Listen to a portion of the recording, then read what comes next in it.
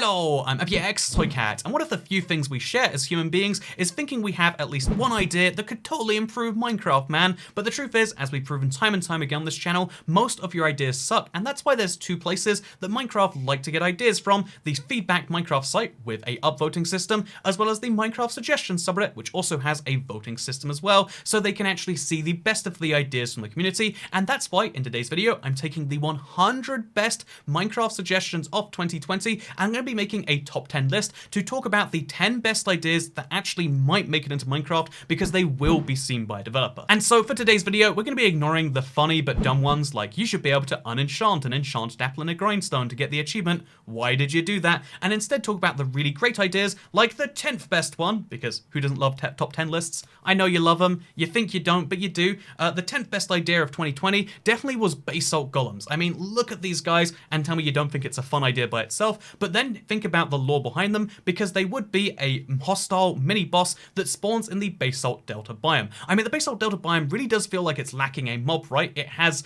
this entire really great looking biome. It felt like it was tacked on though, because it just has magma cubes as its mob, and they're no fun and they're no unique thing, because they also spawn elsewhere. What if they did have a unique mob in the form of the Basalt Golem? So this would be a new mini boss that would just spawn kind of half-formed somewhere in the center of the biome. Perhaps it could have its own structure, perhaps it could use the Bastion remnants or something else like that, but either way you could find them deactivated somewhere, and by activating them, by adding another block to them, you could have this thing spawn in, and it would spawn hostile towards you. And then that's where the fun in this comes. Unlike the other golems, which are just friendly by default, they help you out, this is a mob that you have to feed netherite scraps, a very expensive resource, but then it will be friends with you for 10 minutes. You get this friendly, incredible, mega strong mob that can actually fire arrows, as well as fire blasts, as well as of course being able to do massive physical damage, but because it's only limited time, eventually it's going to come back to attack you, so you've got this like frenemy with you almost. So sounds fun enough by itself, but then also it could drop a rare item called the Basalt Golem Heart, and that could be used to make a mega furnace. Right now Minecraft has 4 furnaces, or 3 in a campfire if you want to be that person, but we don't have a mega furnace. Or even better yet, what if you could spawn a miniature version of the Basalt Golem that you could follow around with you and could do some smelting? Would be really cool, right? Having a walking, talking smelter. I mean, the idea for a walking chest in the donkey, it's not used often, but it's fun. What if we had the same for the furnace? I think that's a great idea, and given that the minecart furnace doesn't let you smelt, it might have to be the Basalt Golem. So really cool idea, right? Really great idea. That's why it makes number 10. The reason I'm not in love with it is because it's another, again, another mini boss for the Nether. Does sound like fun, but if we keep the magma cubes too, it's gonna be tricky to get to. I think it really does require a lot of work, and that's why it's probably not gonna come outside of the Nether update, but it is a high quality post. It's a great idea, and Epic Necromancer is great for coming up with it. But there are 9 other ideas, because you know how top 10 lists work. There's lots of them. So we're gonna go into the next idea here, which is 2 people being able to ride 1 horse. I don't know why this isn't a thing already. I mean, think about it. You can ride a boat with 2 people. Great. You can go walking together. You want to get on horses? Gonna take 2 horses, mate, and that requires 2 saddles. One of the things that kind of breaks the flow if you're trying to do like a you and someone you care about, just co-op run, is having the ability to ride horses together. It's such a simple addition, but it's one that really would make a lot of sense. It happens in real life all the time, and as someone who plays a lot of solo, don't get me wrong, I love solo the most. Think about, the song that's like, 2 is the loneliest number since the number 1. It's like, no, 2 is the closest number to 1 since the number 1. If I want to play by myself, the closest I can get while playing with other people is 1 other person, and let's at least ride the same horse together. That's all I'm trying to say right here, is I think that we should be able to ride horses together. You know what? Who's gonna stop me? Mojang's gonna stop me, and I'd like them to stop. So before we move into the 8th best idea, because I think it's a great one, I do have an honorable mention I'd like to go into, because phantoms spawning in Mushroom Islands feels like a bit of a broken feature, right? And so someone says, phantoms need to stop spawning there. Great idea. Love it. But you know what I love more? The 8th best idea. Abandoned mineshafts should always have at least 1 surface entrance. And this makes sense. Mineshafts need to come from somewhere, right? There should be, even if it's destroyed, even if it's like only partially there needs to be some access way for those mineshafts to get to the surface. I know they're meant to be more about gameplay than about the lore, etc., but being able to find these things somewhere in your world would be a lot of fun. Minecraft strongholds were originally going to spawn at the surface, so you could find them and dig down from there. So it's not a stretch stretch to say that this should do the same, but in case you're that person who says no, you should never be able to find underground structures from the surface, well, one, the cave update disproves you, so yeah, where is your god now? But the second thing I'd say is obviously, if you don't want to have them at the surface, how about at the surface of a cave? You go into a cave and you see there's a little mine shaft entrance from there. That would be cool. That's how I make my mine shafts in Minecraft. So why didn't the Dwarven race or whoever made these mine shafts all those years ago do it as well? Maybe it was the Wandering Trader. I don't care. All I care about is having some surface accessible structure, and I think the cave update will do this for us, but if it doesn't, having abandoned mine shafts access the surface is a great idea. The 8th best one of 2020, I'd go as far as to say, but you know what's better than that? The 7th best, because it's a top 10 list, and we go in reverse order. Maybe one year we'll have to flip around and make it logically like, yeah, 1 to 10, because 10 is 10 out of 10, and 1 is 1 out of 10. But no, we're going into the 7th best idea. Dogs should be attracted to underground bone structures. What do dogs love? Tell me, internet, what do they love? I mean, humans. I mean, most things. You know, dogs are great. But what they also love is bones. Picture a bone in a dog's mouth, and you don't have to, because you've seen it at some point. So, what if dogs could be attracted to the bone structures, the fossils, if you will, because they're made of lots and lots of bones together. I think, obviously, there should be limitations to this. It shouldn't be like the dolphin where, or the dolphin on Java, because it doesn't work on Bedrock. It should be like the dolphin where you can, like, lead a dog to it. But if you're walking somewhere and a dog's nearby, he should maybe, like, pause when he finds it and, like, just sit in it for a bit. So you can be like, huh, doggy, why are you sitting there? And it's like, oh, there must be a bone within 20, 30 blocks of here. I think having a way to find fossils would make a lot of sense, or even just bone blocks as a whole. You know, maybe he could be kind of obsessed with them so you can use them as an interesting gameplay mechanic.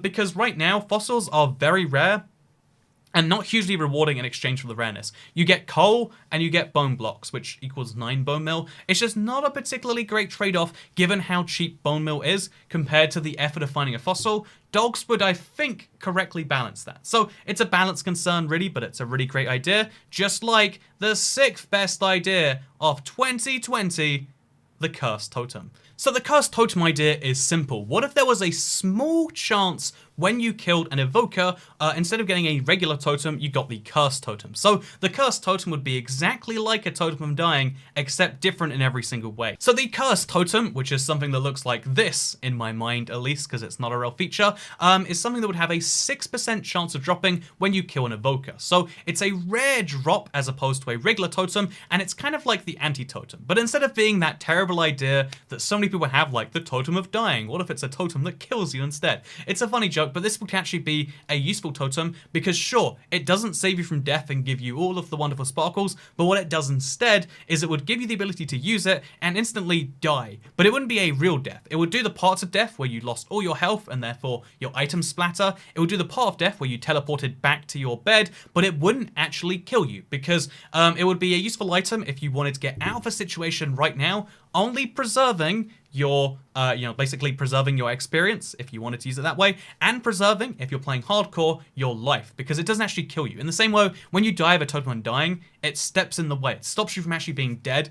This would stop you from really being dead. It would just teleport you home at a great cost. It'd be a really interesting item to use because if you were about to die in hardcore Minecraft, you'd used up everything, it was all going terribly, this could step in the way and be like, no, and then you could teleport home. It would cost you all your items, but you could go back and get those later, but you would survive. And in hardcore, not dying is everything. I mean, your world would get deleted, so it would save you from that, and it would actually be a strategic item. And other than that, it would just be a fun meme like, oh, it's the totem that kills you. It's a really, really fun idea. I think it's a bit complex for vanilla Minecraft. I think with a bit of working, they can make something like this, but I think giving a hardcore player the opportunity to not die is something they would be all over. Just like the next honorable mention, something I'd be all over, is the idea of creepers running away from jukeboxes with cat playing. So, you know, they hate cat, and you know what? Creepers are smart in Minecraft, they just want hugs, but they know when cat is playing there must be a cat nearby, and therefore they run away from a jukebox. That way you could actually make like audio defense systems, and given that 1.17 is so audio based, would be kind of cool, right? So yeah, that's my second honorable mention. Before we move into number 5, refocusing beacon beams. I think this is a really fun idea because beacon beams right now, they go up basically infinitely, and that's it. You just have a beacon effect that goes to your ceiling, and that's fun, but what if instead of going up infinitely, it went up 256 blocks, and that way it had a fixed limit that we could refocus using certain beams. So obviously this would be use crystal shards in some way, but look at this little GIF they used for a prototype. You could have these lasers go out sideways, make a little cross. You could have them go through reflectors and make a fun little laser beam. You could also use, as you can see right here, the laser beam and a fire to make an actual, laser beam capable of killing things. So here it is, melting a pig. I think like aggressive laser beams in Minecraft, it seems like a lot. It seems like sci-fi, and I think they'd have to balance it so it's only annoying and not great. But being able to use a beacon as a vertical distance rather than a horizontal one, because right now it's a horizontal distance, a 50 block radius. What if it was a vertical one? Horizontal one as opposed to vertical with a huge 50 block radius. That way you could use it for a longer area if you get less height effect. I think it's a really fun idea. It just looks so appealing, and that's why it's number 5. But you know what's even better than number 5? Something I've noticed because of speedrunning is strongholds in Minecraft are really annoying, and there's one really good tip that I've learned because of speedrunning, that it's like always 5 rooms from the start to the end. Most people don't know that though. Most people just struggle around their strongholds. It's really rough. It sucks. You know what would fix it? If strongholds got mossier, the closer you were to the stronghold room, the portal room, I should say. If you are close to the end portal, you're like, something's around here, but what's it gonna be? Oh, it's the end portal, because I see mossy bricks everywhere. That would be a really cool idea because you could start to look for something. It's a very subtle hint, like you're looking through, no bricks, can't be in the right place. You're looking through, lots of mossy stone bricks, must be going right here. But I think if you did that, you'd give people a real cue that could actually help them out in their Minecraft worlds and would help them get to the strongholds, help them get to the portal, and make things great. I also think you could probably make the stronghold itself telegraph better, but telegraphing things with visual cues in Minecraft is something they're just seriously lacking. Right now, everything in Minecraft is based on knowledge you get from outside the game. Giving people more visual cues encourages exploration, and Minecraft is getting good at encouraging exploration, just not necessarily so far below the ground. So the third best feature that was suggested in 2020 is the idea of abandoned villages having a chance of having a lifeless, almost destroyed iron golem. I almost want to just leave this one as you hear it, because yeah, it's an abandoned village, so the golem's basically dead. But the biggest reason I want this is because when you're speedrunning, especially Minecraft Bedrock, where there are just too many abandoned villages, it just means you don't get an iron golem, and it really messes things up. What if we could fix that? What if there was a chance and you got yourself this, this abandoned golem, and there was a way to heal him up? Or maybe if you just had an iron block, or just the pumpkin and sometimes some iron blocks, kind of like a ruined portal, but a ruined golem would be real cool. I just think that would be a good explanation as to why the village fell as well. No iron golem, no one to defend them, zombies took over.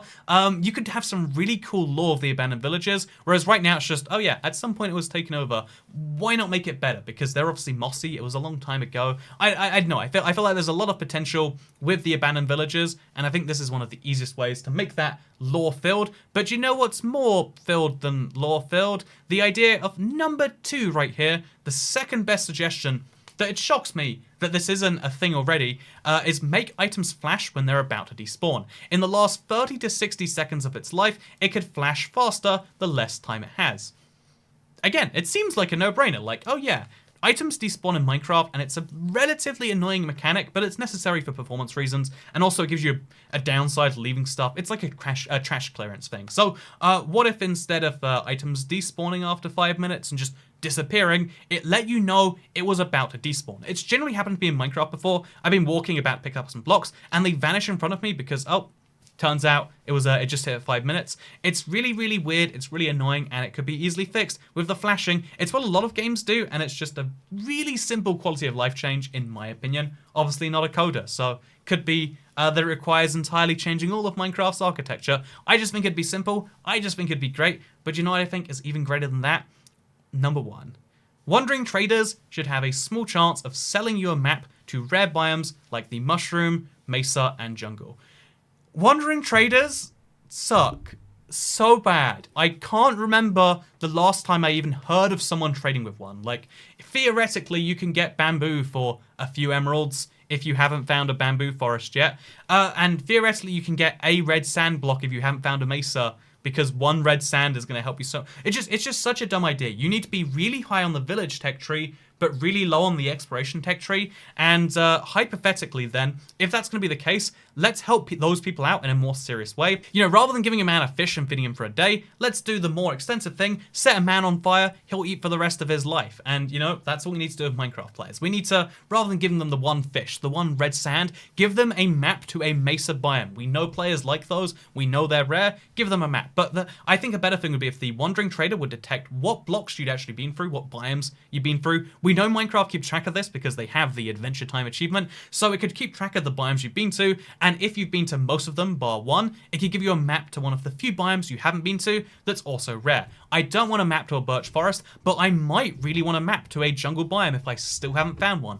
It took me so long to find a mushroom biome in my my Let's Play world, surprisingly enough. Like, I just didn't have a single one. It was rough, it sucked. I didn't have any mushrooms to turn into brown ones. I would have paid good money for a mushroom biome map. And why is the wandering trader not selling to me? It makes sense. He's been all around the world. He has seen everything. He's been to the end. He's been to the nether. He's been everywhere. Why does he not have maps to these places that he can sell us? It would give a real value to actually having wandering traders. And honestly, there's so many ideas I read today about improving wandering traders. Yes, please, let's. It's I think Minecraft does a good job of improving old mechanics sometimes, but the wandering trader has just sat pretty much useless, and not only useless, frustrating. It's like the Phantom, where not only is it like taken away a thing, or like, you know, but not being useful, but it's taken away a thing as well, because you have to kill them and their llamas, and honestly, it's just free leads that show up every now and then. And you know, it'll be better than, in fact, in the worst suggestions of this year, someone just sarcastically said, haha, wandering trader. Would be funny if they added that because of how bad an idea it is. It's an idea so bad, it made it into the worst suggestions of the year, and that's why the wandering trader should have a small chance of selling a map. And that's also why, you know, if we're gonna go with the meme anyway, Enderman should hold a block above their head in the rain. Isn't that fun? I think it is. But yeah, those are the 10 best ideas of the year.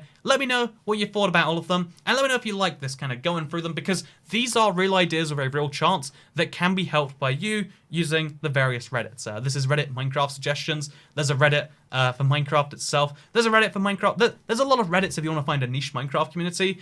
Competitive Minecraft is one you might really enjoy. And I just wanted to let you know that if you want to find one of those communities, they do exist. But either way, this is usually where I'd be like, and there's my Reddit. You don't need to check out my Reddit. It's all good. What you need to check out is the bell, because YouTube statistics say that 80% of people aren't subscribed. It's free. Don't you know you can undo it at any time?